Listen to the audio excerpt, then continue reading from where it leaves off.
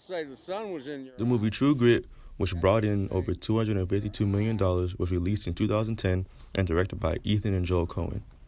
Following the murder of her father by hired hand Tom Chaney, 14-year-old farm girl Maddie Ross sets out to capture the killer.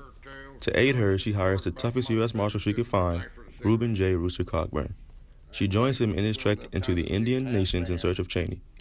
They are joined by Texas Ranger LaBeef, who wants Chaney for his own purposes. The unlikely trio finds danger and surprises on the journey, and each has his or her grit tested. To start my analysis, I want to point out the id of Maddie Ross in this film. I feel like revenge relates to the id. She wants to carry out that revenge and won't let her superego tell her anything different. I also identify her with the defense mechanism of fixation.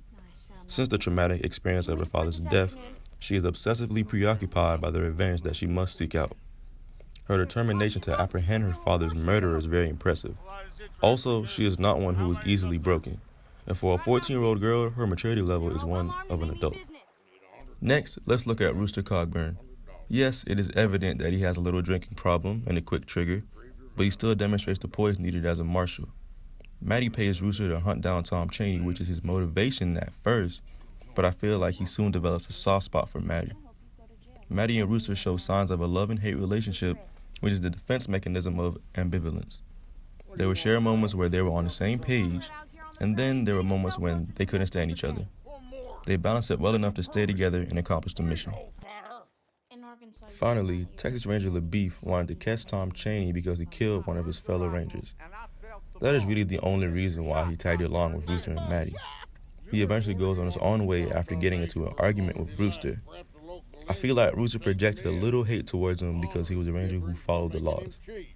This is the defense mechanism of projection, which is an attempt to deny negative or hostile feelings in oneself by attributing it to someone else. In the end, he ends up helping Maddie and Rooster when they least expected it. All of these characters come together with their own personal goals and adjust to accomplish the one goal: bring down Tom Chaney.